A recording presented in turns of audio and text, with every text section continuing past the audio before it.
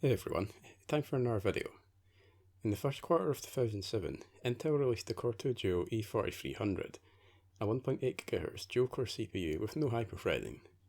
The E4000 series was essentially the same as the Pentium E2000 series, with the difference being a 1MB increase in L2 cache, of which the E4300 has 2MB. Based on the Cornrow architecture, it had 167 million transistors, built on the 65nm fabrication process, had an 800 MHz frontside bus with a TDP of 65 watts. On its release, you could initially pick it up for $163, which today would be around $198 after inflation, or around £153 or €170. However, after only a few months, Intel dropped the price of these by $50. Today though, you can buy this for only 25 British pence on CEX here in the UK, and for around $6 on eBay in America. Today we'll be testing the E4300 in a few games at both 1080p and 720p to see if it's of any use in gaming today. The rest of the system we'll be using features 8GB of DDR2 RAM at 800 MHz, an MSI GTX 1080 Armor OC edition from my personal system to eliminate any GPU bottlenecking, Windows 7 Ultimate 64-bit, and a Phanteks TC14PE cooler to keep the E4300 cool. First up for the games today is Grand Theft Auto 5. A few years old by now, but still highly popular and still a pretty decent benchmark, which I'll be running at the lowest settings for both resolutions. And at 1080p, the E4300 struggled quite a bit, with FPS figures in the city averaging between 10 to 20 frames per second, with some pretty severe micro stutter thrown in there too. There was also massive amounts of input locking and input lag, which actually became a lot worse at points, and on one occasion caused me to fail a mission due to not being able to keep up. Performance was the same out in the desert as well, which was still really stuttery, despite being a little bit better performance-wise than in the city. The 15-minute Fraps benchmark showed an average of only 20 frames per second, with 1% and 0.1% lows of 8 and 3 frames per second respectively, which shows just how severe the stuttering was. The frame time graph also shows several points in the game in which the gaps between frames reached over 300 milliseconds. 720p wasn't any better, with FPS in the city pretty much the same and dips as low as 10 frames per second as well. The input lag and locking had actually gotten worse and again caused me to fail the exact same mission because I couldn't keep up with Laszlo, and performance in the desert area wasn't really any different either, with stuttering and brief lockups making the game a pretty jarring experience at times. The game does however micro stutter a bit less overall, reflected in the slightly better 1% and 0.1% lows of 9 and 4 frames per second respectively, but the frame time graph still shows multiple gaps of over 0.3 of a second between some frames. Next up is Rise of the Tomb Raider, the second game in the rebooted Tomb Raider series which centres on its main character Lara Croft. I'll also be testing this on the lowest settings possible. And much like GTA 5, the game is pretty much unplayable on the E4300, not that I was expecting much mind you. At 1080p the game took an age to load and performance was pretty abysmal. The FPS dropped as low as 11 at points, with some pretty severe stuttering and lockups thrown in there for good measure. Combat was pretty tough too, but not entirely impossible. There was also one occasion on the side mission where you have to clear the wolf den in the Soviet installation, in which the inside of the cave hadn't rendered at all, causing Lara to fall through the map to her death. The Fraps benchmark showed an average of 29 frames per second, but with 1% and 0.1% lows of 9 and 6 frames per second respectively, which along with the frame time graph on screen now showed just how bad the stutter got at times. 720p showed no improvement at all, and was in fact worse than 1080p. Combat was actually a little bit easier, but overall the game stuttered a lot worse than 1080p did, which was reflected in the 1% and 0.1% lows of 6 and 4 frames per second respectively, with an average of only 23 frames per second.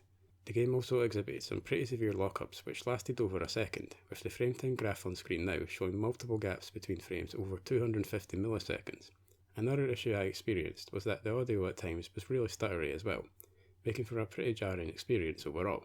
Moving on to Counter-Strike Global Offensive, or Csgo as it's more commonly known, which happened to be the best performer out of the games today, which I was expecting given that Csgo can run fairly well on a massive range of hardware. That's not to say it wasn't without its issues though.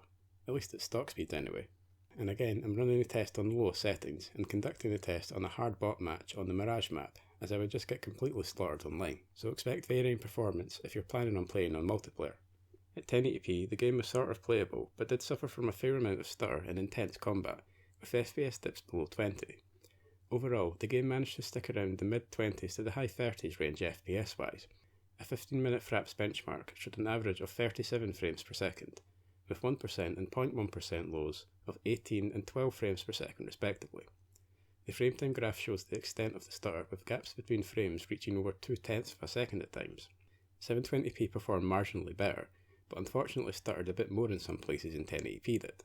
FPS throughout managed to stick around the low 20s up to the low 40s, giving a slightly smoother experience as at stock, but as mentioned, performance overall wasn't much different to 1080p, which the benchmark shows, with an average of 38 frames per second, with 1% and 0.1% lows of 19 and 13 frames per second respectively, with the frame time graph showing gaps between frames approaching and going over 180 milliseconds. Lastly, before moving on to overclocking, is Fortnite Battle Royale, the massively popular and free-to-play game in which you battle up to 99 other players in a battle to the death, with the last man or woman standing being declared the winner. I'll be running this test at the lowest settings possible, but with view distance set to epic for both 1080p and 720p resolutions. And this is by far the worst performer today, with 1080p being so bad that I didn't even bother running a benchmark. The game stuttered and locked up occasionally, and character models and textures pretty much don't load at all, making it beyond impossible to play. 720p was significantly better, with only minor texture popping occurring, but unfortunately still wasn't playable. FPS in the pre-match holding area was around the low to high 20s, with dips as low as 10 frames per second and some pretty severe lockups occurring as well. FPS on the battle bus also dipped as low as 4 frames per second once people started diving, but manages to creep up to a still unplayable 10 to 15 frames per second once you've exited the bus yourself. Performance on the ground was pretty abysmal as well, with FPS sitting between the low 20s up to the high 30s, but with some pretty bad lockups and micro stuttering throughout gameplay. I decided not to run a Fraps benchmark at this resolution either, as there was a significant amount of time spent in the loading screen between rounds, making any average 1% and 0.1% lows unrepresentative of the actual game. Overclocking wise, I managed to get almost another GHz out of the E4300 before the RAM started complaining, by increasing the CPU voltage to around 1.35 to 1.36 volts, and memory voltage to 2.09 volts, and increasing the frontside bus speed to 1224 MHz. I managed to get 2.75 GHz on the CPU with around 1020 MHz on the memory. This ran okay for GTA 5, Csgo and Fortnite, but the memory unfortunately wasn't stable at this frequency in Rise of the Tomb Raider, although that managed okay with 2.73 GHz with 1012 MHz on the memory.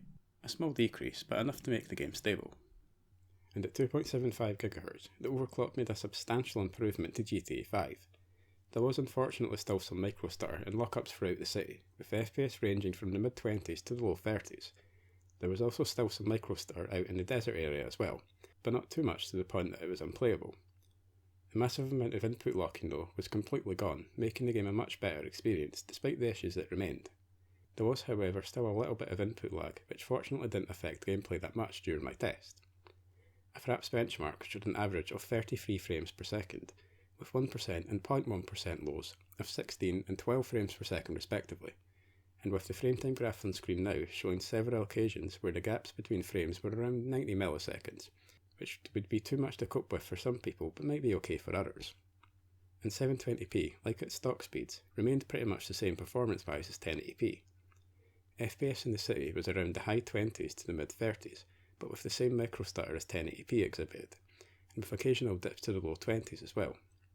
The input lag and locking were pretty much non-existent, and performance in the desert area was fairly similar too, which still showed some stutter throughout. A Fraps benchmark showed average 1% and 0.1% low frame rates near identical to 1080p, which were 32, 16 and 12 frames per second respectively, with the frame time graph on screen now showing just how similar both resolutions performed. Moving on to Rise of the Tomb Raider, and Overclock unfortunately couldn't save the E4300 from another ruffle showing. At 1080p, the loading times were slightly shorter than the stock, but the game is still really stuttery throughout the test, with FPS dropping as low as 5 frames per second at times. Combat was definitely easier though, but still suffered from some stutter and could still be quite difficult depending on the area of the game it happens in, such as in open areas of the Soviet installation and Copper Mill, where performance drops considerably and is often quite jarring. There was also still some issues with texture popping, including the Wolf Den side mission again, in which the inside of the cave took a while to render. The Fraps benchmark showed an average of 37 frames per second, but with 1% and 0.1% lows of 12 and 7 frames per second respectively. The frame time graph also shows just how bad the lockups and stutter got, with multiple gaps between frames of around 300 milliseconds, and one occasion where the game froze for over 2.5 seconds. And as has been the case previously, 720p was again no better than 1080p. There were dips in FPS as low as 2 at points when turning the camera. The game also still frequently locked up and stuttered throughout the test, albeit less so than at stock. The issues I noticed with texture popping with the wolf den interior not rendering were gone, which was a welcome sight, but despite the improvements, the game is still pretty much unplayable due to the stuttering and lockups. The benchmark showed an average of 37 frames per second, with 1% and 0.1% lows of 18 and 12 frames per second respectively. In looking at the frame time graph, you can see multiple lockups of over 0.3 of a second, with some of over 1.5 seconds. With Csgo, the overclock made a fairly big improvement to performance. At 1080p, FPS was almost double what it was at stock. Throughout the game, the FPS managed to stay in the mid-40s to the high 70s range, compared to the mid-20s to high 30s that I saw at stock frequencies. There was still some stutter in close combat, with dips close to 30 frames per second, but overall, the game was quite playable. And the benchmark showed an average of 64 frames per second, with 1% and 0.1% lows of 32 and 23 frames per second respectively. Looking at the frame time graph though, shows that there were multiple gaps between frames of over 1/10 of a second. And at 720p, unlike the previous games, the E4300 finally performed better than it did at 1080p. FPS managed to get into the high 80s at times, and throughout the test there was no noticeable stutter that I saw. Again, with the overclock, the game is quite playable, and I often found myself enjoying playing it as well. The benchmark showed an average of 69 frames per second, with 1% and 0.1% lows of 38 and 27 frames per second respectively. The frame time graph on screen now though does show that there were occasions in which there were gaps of over 1/10 of a second between frames, but as I said, this fortunately wasn't noticeable during my test. Lastly today is Fortnite, and at 1080p any performance improvement over what I saw at stock would be a good thing, and fortunately there were substantial improvements. However, there were still some pretty serious issues with the game performance wise. The game still took so long to load that the match had already been going for a few minutes by the time you actually get into it. This still got a lot better after a few rounds, when the game started loading relatively quickly. FPS in the pre-match holding area was around the mid-20s to the mid-40s range, but suffered from some noticeable lockups.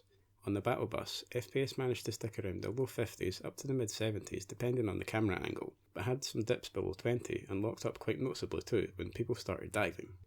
Once on the ground, performance was okay, but still suffered from some lockups and stutter, with FPS around the mid-30s to over 80 frames per second, with some dips underneath 30 as well. I'd call it playable overall, but as I said, there was still some pretty serious stutter and lockups occasionally as well, which the benchmark figures show, with average 1% and 0.1% low frame rates of 62, 22 and 8 frames per second respectively. The frame time graph also shows numerous occasions in which there were gaps of over 300 milliseconds between some frames and some of over 1 second. 720p overall was pretty much the same performance wise as 1080p. FPS in the pre-match holding area was around the low 30s to the low 50s, but still suffered from some pretty noticeable lockups. On the battle bus, FPS tended to stay over 60 frames per second, but like 1080p exhibited the same lockups when people started diving. On the ground, FPS again managed to get into the 80s, but unfortunately there were occasional lockups and micro-stutter throughout the game. The benchmark showed an average of 61 frames per second, with 1% and 0.1% lows of 22 and 10 frames per second respectively, with the frame time graph showing multiple gaps between frames of over 3 to 4/10 of a second, with a couple of occasions where the lockups lasted for over 4 seconds. Overall, the E4300 struggled a fair bit in the games I tested, not that I was expecting much, considering it is a near 12-year-old CPU at this point in time. At stock, it can't really play any relatively modern games at all, due to the issues with lockups and stuttering, which did improve with an overclock, but still weren't great. Older games than the ones I tested though, should have a much better time, but just don't expect anything modern to run on the E4300 to a playable enough level. If you liked this video, please consider sharing it or giving it a like and comment on it too. You could also subscribe to my channel too if you'd like to see more content like this. And thanks for watching my video guys. I actually do this to help try stave off my depression and anxiety, so it really does mean a lot that you decided to watch this. Hopefully you'll tune in for the next one.